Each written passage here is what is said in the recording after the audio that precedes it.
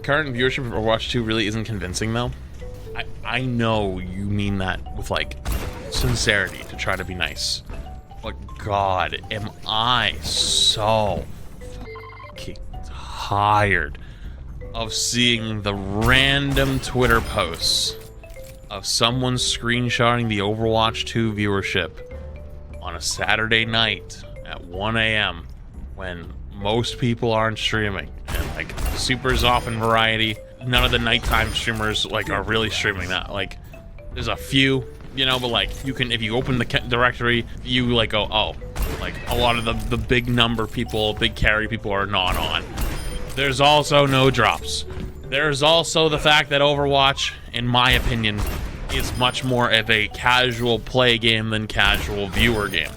I think that over time that can change, in that a lot of the newer players to Overwatch, you see them on TikTok. You're starting to see them on the YouTube side. Twitch is like the last leg of the content viewing experience for most gamers. Most gamers, especially console gamers, do not watch Twitch. They are much more on TikTok. They are much more on YouTube. Twitch viewing Overwatch is a much more hardcore based audience. And that's why when people go, oh, the viewership is so bad, though, it's like, yes, it is definitely down, but there's also in a lot of ways that people haven't a lot of the new players haven't connected to a lot of the new, like the current Overwatch streamers. Questionable take? It's not really questionable. It's you have Overwatch peaked out when Overwatch 2 launched at 40 million players. Okay?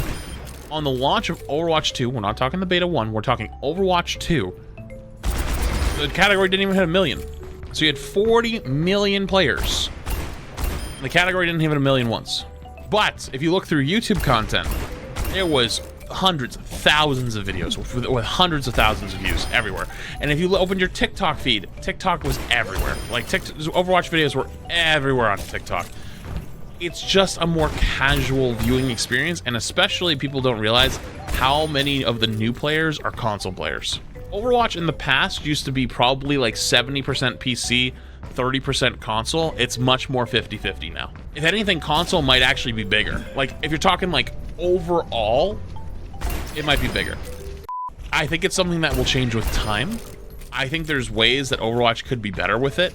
Like, for example, Overwatch is really afraid to promote its drops, which is an odd thing to me. Like, yeah, they do the dev blog stuff, but be honest with yourselves. Most of the Twitch drops that have happened, creators are the ones who promote them. Why do creators be the one to promote them? Well, because obviously it benefits them, right? But it also should be beneficial to Overwatch as well. Think about this, right?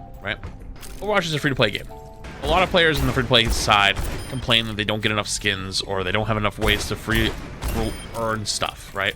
They haven't acknowledged this. They're trying to make better systems and make things better for the free-to-play player to earn things that they want. Overwatch, though, I mean, like, I think it's fair to say, it's hard to promote watching a game when you could promote them playing a game.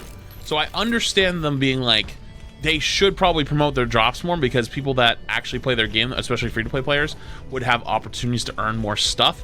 However, though, from their side, they're basically at that point being like, yeah, don't play our game, watch our game, and you get more stuff. And there's a lot of people that go like, oh, you know, is that really the right way? That seems stupid, you know? At the risk of contradicting you, you're taking me applied to Apex and Fortnite too. These games have much higher viewership in both Twitch and other platforms compared to Overwatch 2, to be honest. I actually don't think the player numbers for Apex are higher than Overwatch, though. I think the viewer numbers are higher, but they're not that much higher. Granted, right now, ALGS is on, and ALGS is probably hardcore boosting them. If we had Overwatch League on Twitch, this would be very similar. Look at the entire thing. ALGS, ALGS, ALGS, ALGS. All the way through. That's Seagull watching ALGS. You can tell. Look at all the red screens. ALGS, ALGS, ALGS. The whole category down until like here. It's all ALGS. Them recently have been very much aligned with Overwatch numbers. Fortnite, agreed. I'll give you that. But Fortnite and Overwatch are not in the same category right now. Overwatch is not the #1 free-to-play game. Fortnite has been the arguably #1 free-to-play game for years now. And yes, it's had ups and downs, but you got to remember, Fortnite was touching peaks that Overwatch couldn't even dream of. You know, like Fortnite was a literal country worldwide sensation.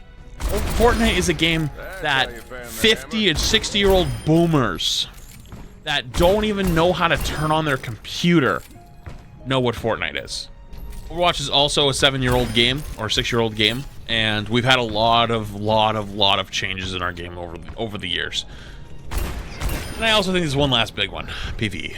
Whenever PvE comes out, that's probably the best way I could say is one last hurrah, if that makes sense. Yeah, every season when new heroes and stuff come out, it's gonna go back up, but like I don't think it will ever hit the point where like Overwatch 2 first beta, Overwatch 2 release, it will not touch those numbers again until PvE, and then after that it's all about sustaining and holding where they're at. Like, I don't think it's gonna be one of those games that, because every game's gonna decline over time, you know? Like, the ideal game hits a peak and then it holds it forever. So there's a lot of reasons. I don't think it's that easy to answer. I think it's a very complicated topic and a very complicated thing to talk about, and I think there's multiple answers, and you can disagree with mine, but there are multiple answers, you know?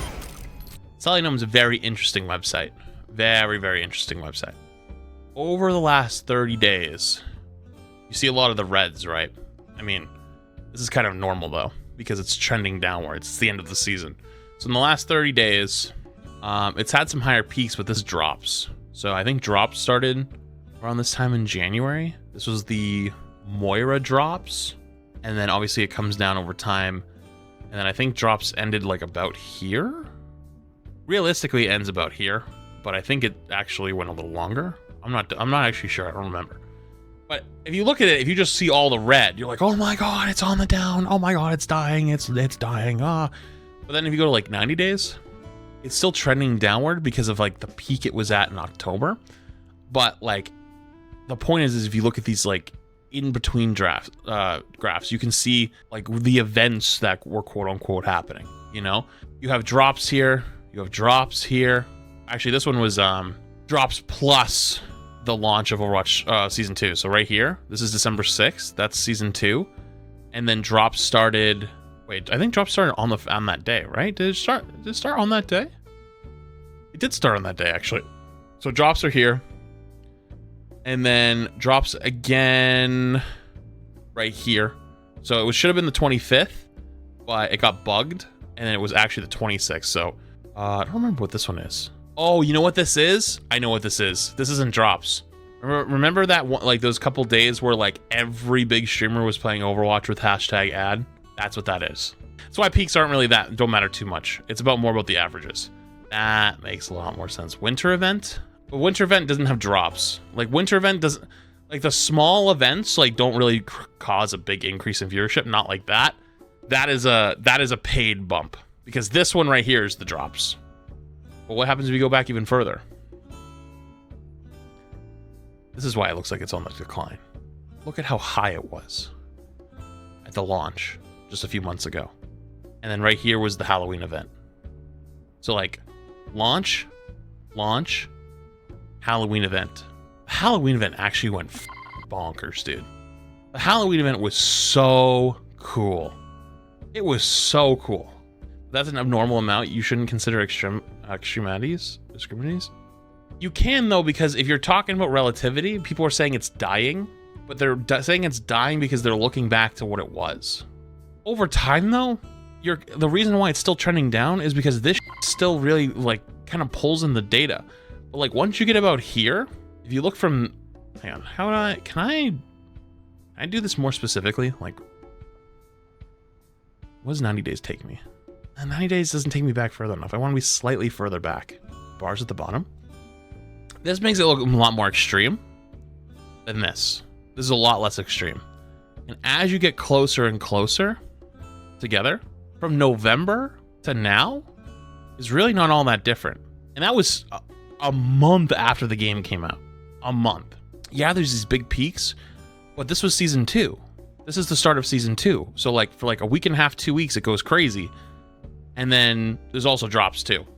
And then right around here, the same thing though. It's still like, there's like, yeah, there's a difference, but there's really not a big difference between here and here. You know, like it's a difference, but it's not that big. It starts to slowly slow down, get around the holidays. And then boom, you get this big upsurge again from the next round of drops, right?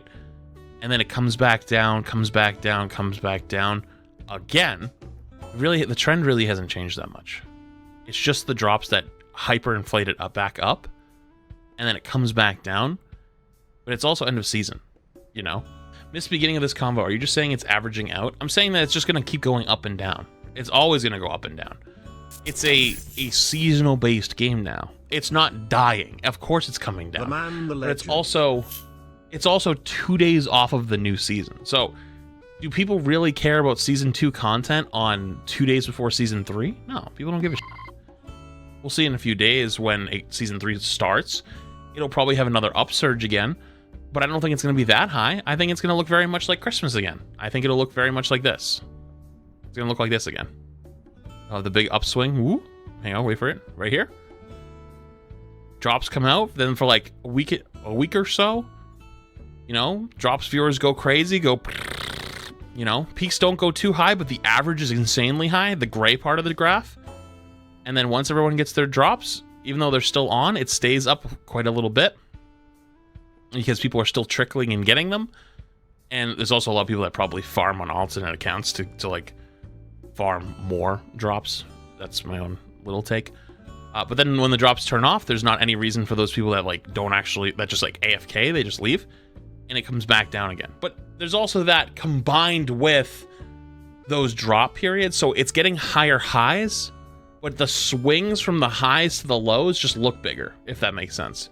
So that's how you get the people that think like, oh, it's dying. It's like, it's not dying. It's just, we're having higher highs, so the lows look worse, if that makes sense. Number of viewers isn't a good way to decide a game is dead or not. No, not wrong. But there is there's a way that people perceive a game. And Overwatch 1 is a great example of that. With no content. Nobody was playing it. There was nothing that like kind of kept it up. Like people didn't want to play it. People didn't want to make content around it. People didn't talk about it. You know? When people make content about a game though, people talk about it. And I do think it's a bit of a fallacy for people to say that viewership and people playing and creating content around games has zero impact around it and doesn't affect player numbers. Because we really are in the age of the influencer at this point. Influencers talking about certain things or doing certain things have such power with people. I just like don't know if I can totally believe it having no effect. You know, I can believe it having no effect if it's like a bunch of tiny creators, and I guess Overwatch technically does have that, but I don't know. There's reasons why I think games like Minecraft have been on the top for forever, and they don't get tons of updates. They basically just have a never-ending community of kids and creators just constantly making new, you know? So I don't know. I think there's a lot of ways to look at it, but my own personal opinion, I think that viewership isn't the most important thing for a game, because not every game is the best viewing experience.